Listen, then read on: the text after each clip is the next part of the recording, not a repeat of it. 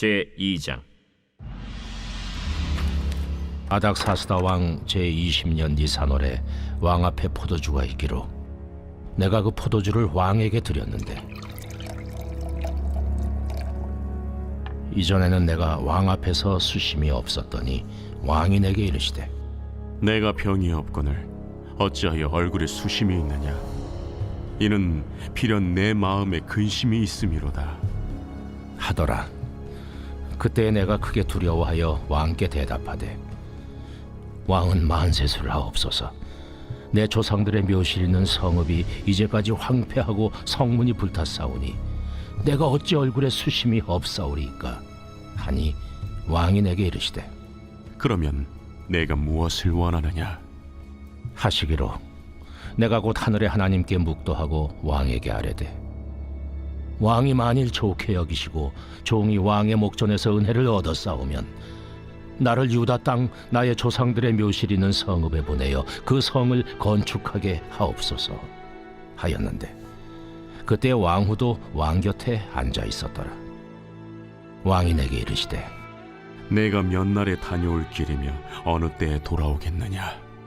하고 왕이 나를 보내기를 좋게 여기시기로 내가 기한을 정하고 내가 또 왕에게 아뢰되, 왕이 만일 좋게 여기시거든 강서쪽 총독들에게 내리시는 조서를 내게 주사 그들이 나를 용납하여 유다에 들어가기까지 통과하게 하시고, 또 왕의 삼림감독 아삽에게 조서를 내리사 그가 성전에 속한 영문의 문과 성곽과 내가 들어갈 집을 위하여 들보로 쓸 제목을 내게 주게 하옵소서 하매, 내 하나님의 선한 손이 나를 도우심으로 왕이 허락하고 군대 장관과 마병을 보내어 나와 함께하게 하시기로 내가 강 서쪽에 있는 총독들에게 이르러 왕의 조소를 전하였더니, 호론 사람 산발락과 종이었던 암몬 사람 도비아가 이스라엘 자손을 흥왕하게 하려는 사람이 왔다 함을 듣고 심히 근심하더라.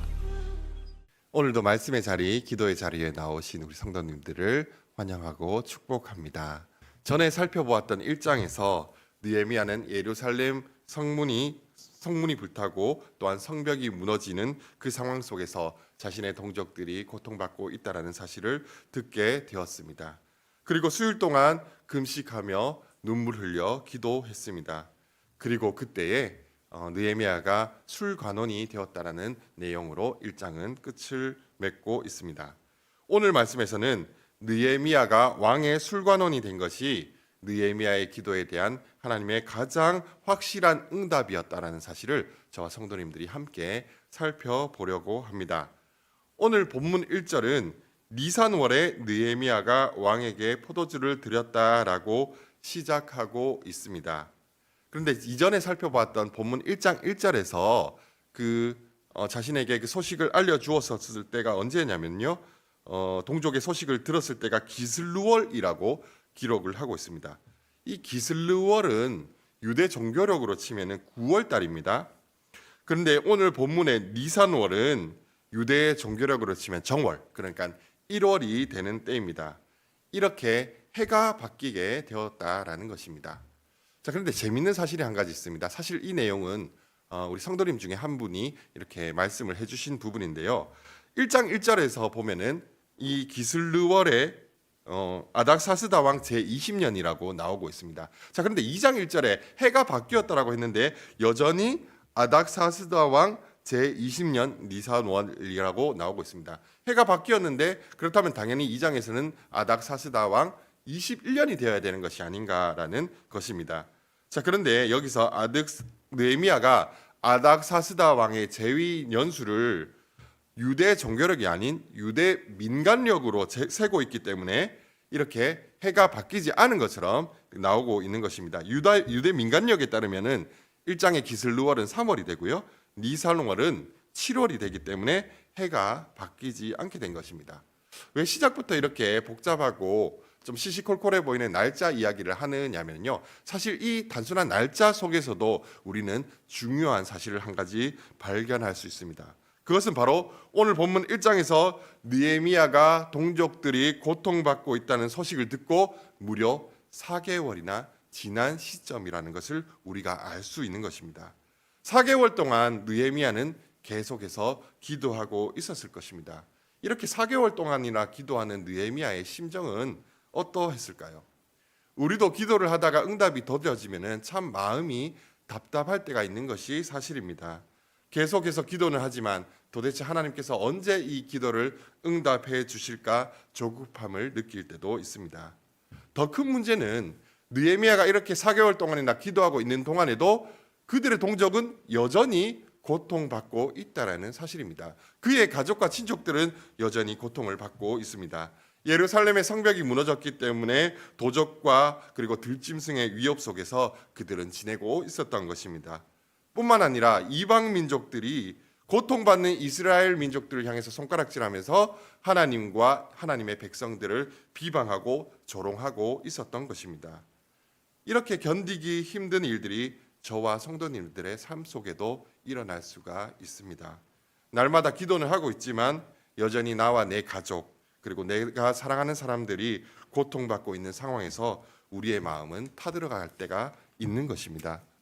이럴 때 우리가 반드시 기억해야 할 것이 있습니다. 그것은 바로 하나님께서는 우리의 기도에 가장 좋은 때에 가장 좋은 것으로 응답해 주신다는 사실입니다. 느헤미야의 경우에도 눈에 보이는 상황은 아무것도 변한 것이 없는 것 같지만 사실 가장 큰 변화는 느헤미야의 안에서부터 일어나고 있었습니다. 하나님께서는 느헤미야의 마음 속에 동족을 사랑하는 마음을 더욱 크게 일어나도록 하셨습니다. 동족의 아픔을 자신의 일처럼 슬퍼하는 마음이 주체할 수 없을 정도가 되었을 때에 어떤 일이 일어났을까요? 절절한 사랑으로 인해 고통과 근심이 느헤미야의 표정으로 드러나게 된 것입니다. 그리고 느헤미야에게 근심이 있다는 사실을 왕이 알아차리도록 만드셨습니다. 2절에서는 이렇게 기록하고 있습니다. 왕이 내게 이르시되 내가 병이 없거늘 어찌하여 얼굴에 수심이 있느냐 이는 필연 내 마음에 근심이 있음이로다 하더라. 그때 내가 크게 두려워하여 왕이 느헤미야의 표정을 보고 그에게 어떤 근심이 있다라는 사실을 눈치채게 되었습니다. 그런데 사실 이것이 느헤미야의 입장에서는 굉장히 두려운 상황이었습니다. 감히 왕 앞에서 신하가 인상을 쓰면 그것 때문에 목이 달아날 수도 있기 때문입니다. 이것이 느헤미야가 술관원이었기 때문에 인상을 써서 왕의 술맛이 떨어져서 그런 것일 수도 있지만 그거보다도 사실 왕 앞에서는 이 당시에는 왕비조차도 표정을 함부로 할 수 없었다라고 합니다. 그만큼 페르시아의 법도가 엄한 것입니다. 그래서 2절 끝부분에서 그때 내가 크게 두려워하였다라고 하고 있습니다. 이제 느헤미야는 왕에게 대답을 잘 해야 되는 상황이 된 것입니다. 대답에 따라서는 이제 느헤미야의 목이 달아날 수도 있는데 느헤미야가 무엇이라 대답하는지 제가 3절을 읽겠습니다. 왕께 대답하되 왕은 만세수를 하옵소서. 내 저상들의 묘실이 있는 성읍이 이제까지 황폐하고 성문이 불탔사오니 내가 어찌 얼굴에 수심이 없사오리까 하니. 느헤미야가 아닥사스다 왕에게 대답을 참 잘한 것 같습니다. 왕은 만세수를 하옵소서 한 다음에 내 조상들의 묘실이 있는 성읍이 황폐하고 성문이 불탔기 때문에 근심하였다라고 대답하였습니다. 이 당시 페르시아에서는 조상 숭배를 굉장히 중요시 여기던 때였습니다. 조상들의 묘실을 대단히 소중하게 생각했기 때문에 그런 묘실이 있는 성읍이 불탔다고 하니까 아닥사스다 왕의 입장에서는 그만하면은 근심을 할 수도 있겠구나. 그러면 얼굴에 그런 근심이 드러날 수도 있겠구나라고 생각했을 것입니다. 그리고 그 대답을 들은 페르시아 왕은 느헤미야에게 한 가지 파격적인 제안을 하는데요. 4절에서 이렇게 기록하고 있습니다. 그러면 내가 무엇을 원하느냐? 4개월이나 지나서 지금 드디어 하나님께서 느헤미야의 기도에 응답해 주시는 순간이 온 것입니다. 그래서 느헤미야는 4개월 동안이나 생각하고 준비했던 그 기도 제목을 왕 앞에 술술술술술 이야기하는 것이 아니라 그 전에 한 가지 행동을 하는데요. 그것이 무엇이냐면 4절을 보시면 내가 곧 하늘의 하나님께 묵도하고라고 말씀하고 있습니다. 참 이것을 통해서 느헤미야가 기도가 습관이 되는 것을 넘어서서 정말 기도가 호흡처럼 된 사람이라는 것을 우리는 볼 수가 있는 것입니다. 그 짧은 시간에 그 두려운 왕 앞에서 하나님의 도우심을 구하는 모습을 보면 정말 하나님을 의지하고 경외하는 사람의 모습이 이러한 모습이 아닌가라고 생각을 해보게 됩니다. 느헤미야는 하나님께 기도를 하고 난 후에 왕에게 무엇이라고 대답하는지 5절에서 나오고 있습니다.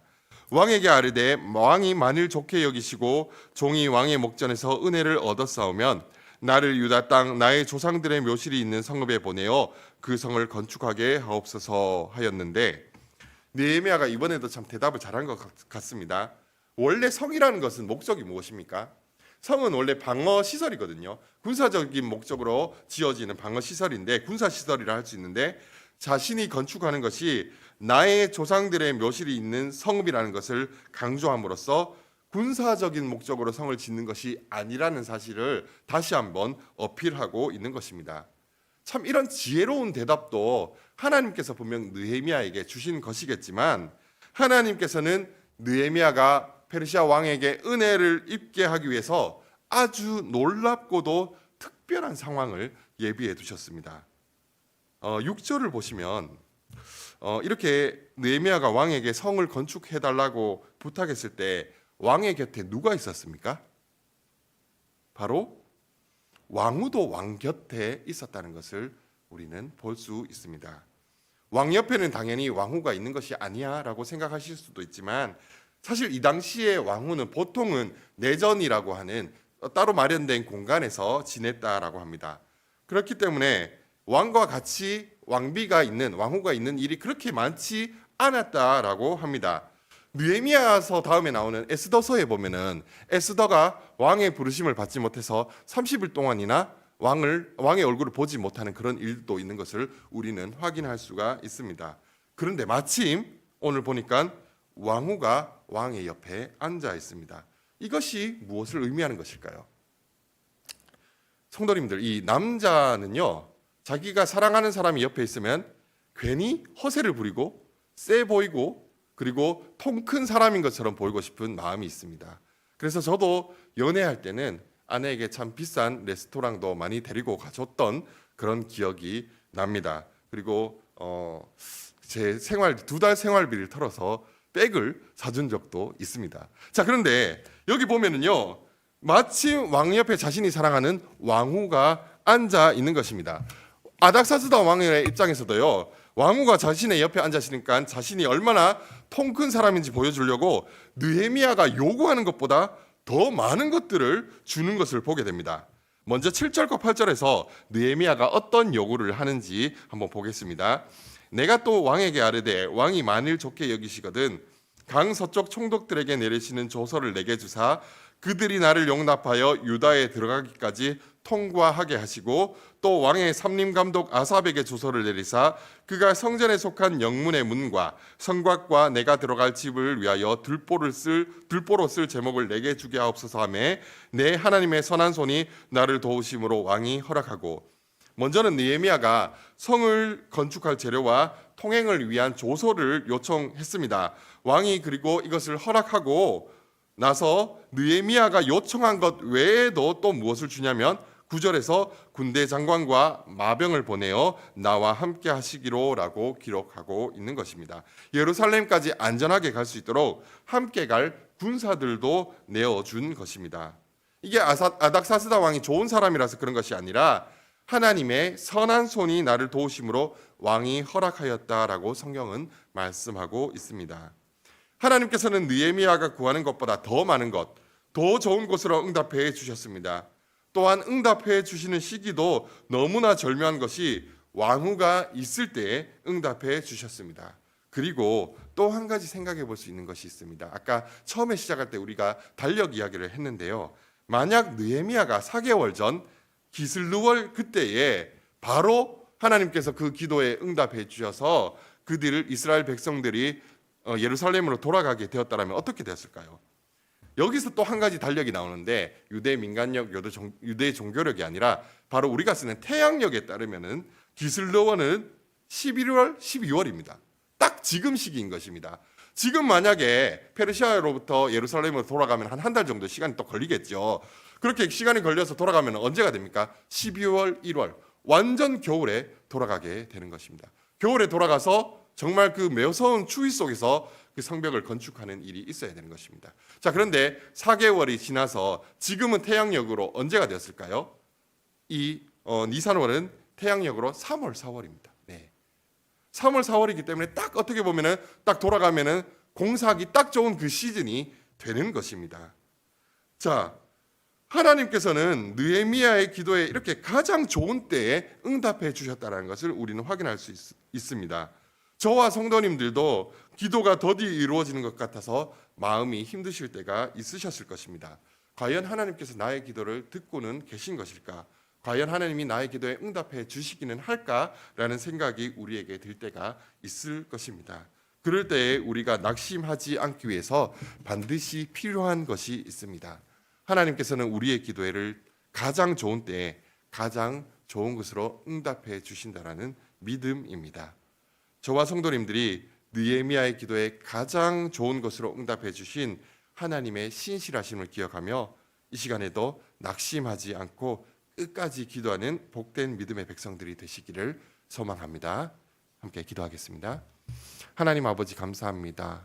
우리는 때로는 우리의 기도가 너무나 더디 응답되는 것 같아서 두려울 때도 있고 조급할 때도 있습니다. 불안할 때가 있습니다. 그러나 우리가 그때에도 이 믿음을 가지게 하여 주시옵소서. 하나님께서는 가장 좋은 때에 가장 좋은 것으로 우리에게 응답해 주신다라는 그 사실을 믿고 하나님의 그 신실하심을 의지하며 오늘도 기도의 자리로 나아갈 수 있도록 주님 믿음을 더하여 주시옵소서. 이것도 말씀 예수님의 이름으로 기도드리옵나이다. 아멘.